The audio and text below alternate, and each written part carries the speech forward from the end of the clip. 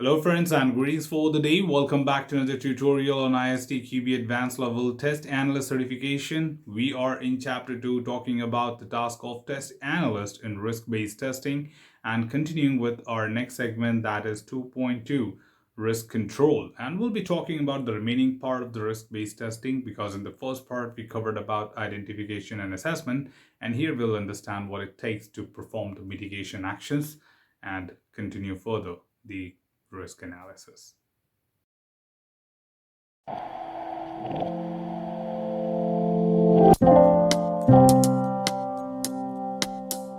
Well, as a part of the foundation level, we have already discussed in deep dive that risk identification is to identify the risk assessment is to determine the level of risk, and also to respond, which means that what are the steps going to be taken.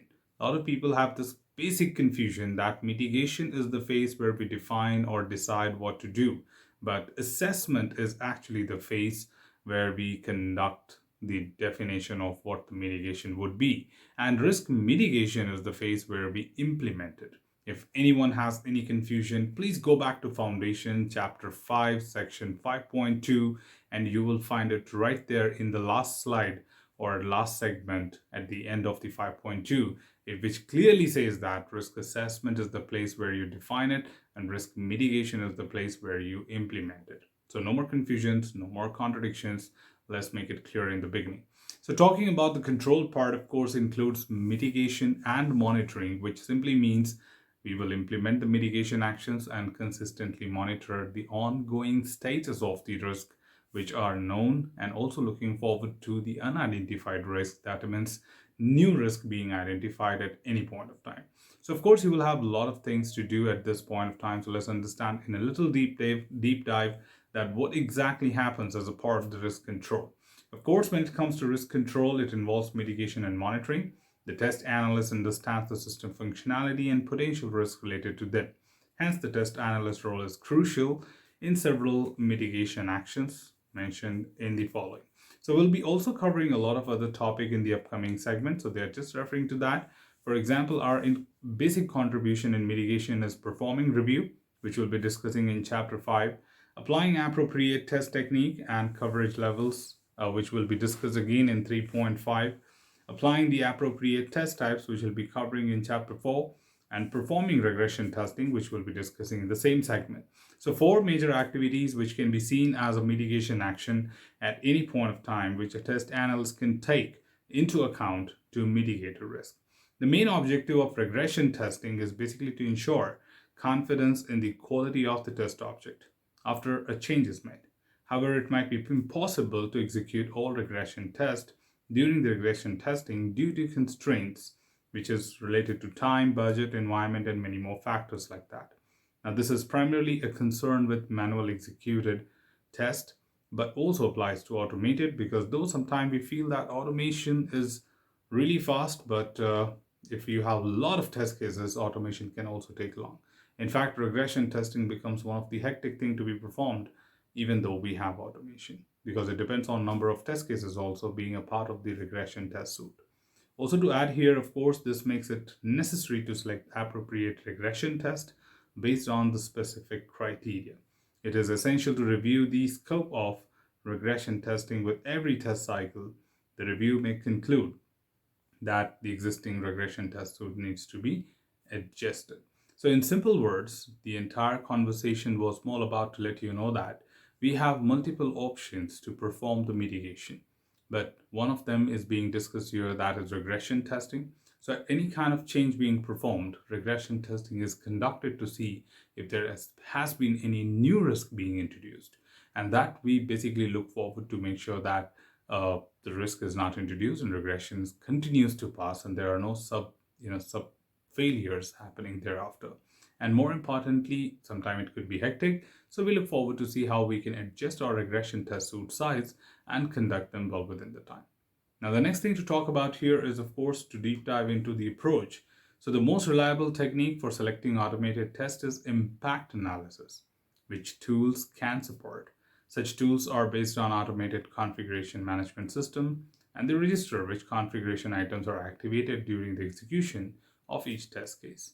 Now, when a change occurs, they track back with they track which configuration item have been modified and select regression tests that interact with the change items. By doing this, the tools ensure that after a change to a configuration item, the test focuses on those areas in which they are most likely to find failure. So I'm not sure if you still remember that, but in the chapter 2 of foundation level, at the end, we covered a topic called as maintenance testing. As a part of the maintenance testing, we discussed about what is impact analysis. As a part of impact analysis, which is basically a tool-based study which determines which areas are going to be impacted by a change being made. And that not only helps us to decide whether to go with the change or not, but also lets us understand the amount of regression to be performed. Because at the end of the day, the regression size has to be reduced. I don't want to run every single thing which is in my account. Sometimes it might be very difficult to decide which test to include in regression, which not to include.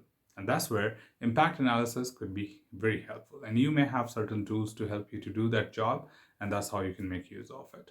Now, the second thing to talk about here is when it comes to manual test execution, so that was automation for sure. Now, when it comes to manual, there has not been conclusive evidences of a technique in regression test selection that is clearly superior, as the result depends on various factors. Therefore, the test analyst must decide which technique to use based on given situation. However, we all understand that in 2025, we are talking about 100% automation, especially for regression. So nobody is running manual test cases. But there are certain domains like gaming industry and many more like casino, etc. They do not have provision to perform automated testing. Now that certainly goes with manual. So no matter the size of it, it is going to be manual. Now there are certain techniques because for automation I can handle with impact analysis, but when it comes to manual, I have certain approaches or techniques to be used. And that's what is mainly being discussed, that if in case you are doing manual testing, how can you reduce your effort? So we do have approaches like risk-based test selection. So of course you will be prioritizing your test cases based on the risk identified. And based on that, you would be looking forward to reduce your effort or amount of testing or prioritizing your testing based on the risk identified. Of course, the risk being linked to the highest level will have their test cases being executed first compared to that of medium. So in other way around, it would be like the test cases related to highest risk will be executed first, than that of medium and low level. Whereas second approach here is history-based testing, where history-based testing takes the past test executions and determines which have exposed defects or were sensitive to similar changes to the one made since the last test execution. I think that one line makes everything very clear, that you may have historical information from the executions of the test cases. And indeed, from the history, you know that what kind of test cases have failed on, in general, or maybe we got defects in that. And that becomes a shortlisted candidate for us for regression. So we look forward to run especially those test cases first, which are, a failure in the past. And that repeating them as a part of regression would help me to prioritize my test cases or run those test cases first, which were a failure.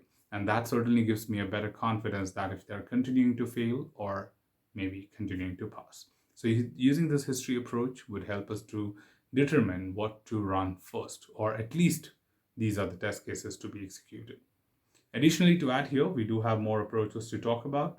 The next one is to coverage-based testing. You know that coverage are different for different test cases. Sometimes you know that a small number of tests can achieve much bigger coverage and as possible on the test technique chosen. So you do understand different techniques like BVA or the statement testing, decision testing. Sometimes this statement testing, if you see into account, one test covers 80% of the statement and the second test covers only 20%. So you may have test cases which are covering highly on the given code or requirement. And that when you follow this sequence of executing the test, you call it as coverage-based execution, right? Same way, the requirement traceability matrix, which is generally used to assess the impact of requirement changes on the associated test. It can be particularly valuable when new or changed requirements indirectly impact existing features. The test analyst selects regression tests for directly affected and related features to cover possible unintended side effects. So, in simple words, let me make it very easy for you. When it comes to RTM, that is Requirement Traceability Matrix, which is a mapping between the requirement and the test cases. And when you know that a particular risk is related to a particular requirement, then you also know indirectly from traceability that what test cases are associated with this requirement. And by using this traceability, it will be easy for you to decide which test to run at what point of time, right? So you can certainly make use of prioritization based on requirement as well. The next one is, of course, the testing based on operational profiles. So test cases can be executed based on the patterns of the use of the test object. For example, when testing an online store, one such test can include user logging in, searching the products, adding them to the cart, and placing the order. When an application is changed significantly, this technique provides a quick overview of overall system functionality.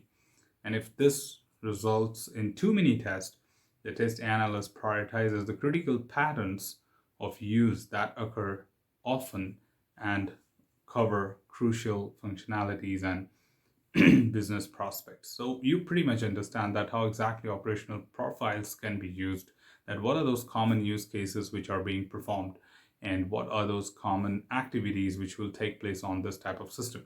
And we prioritize those scenarios first, which are going to be common. So that's one of the way to reduce your effort on regression when doing the manual. Finally, to conclude, of course, the last one we have here is to talk about impact analysis, which in turn can also be used for manual testing, And if the test analyst knows which one of them interact with the change configuration items, then it would be great. So impact analysis could be very tedious if you're talking about manual testing, but it's not that it is not recommended or it is not possible. Given that you know the configuration items, you certainly will be able to apply the impact analysis manually as well. But it's going to be time consuming and taking a lot of effort. So that's where it becomes very, very important that how would you choose? But I would say in conclusion that the techniques we covered earlier, like risk-based, history-based, or RTM, would be common approaches to be used for triggering your regression test when doing manual. In fact, that is where you can reduce all the effort and still be more effective, right? So that's all. That's all from the risk control part, team, and I hope you have been very clear with that. Should you have anything else, feel free to comment below. I'm always there to address your queries and answer them well. Till then, keep learning, keep exploring, keep understanding the context. Thanks for watching the video, team, and happy learning.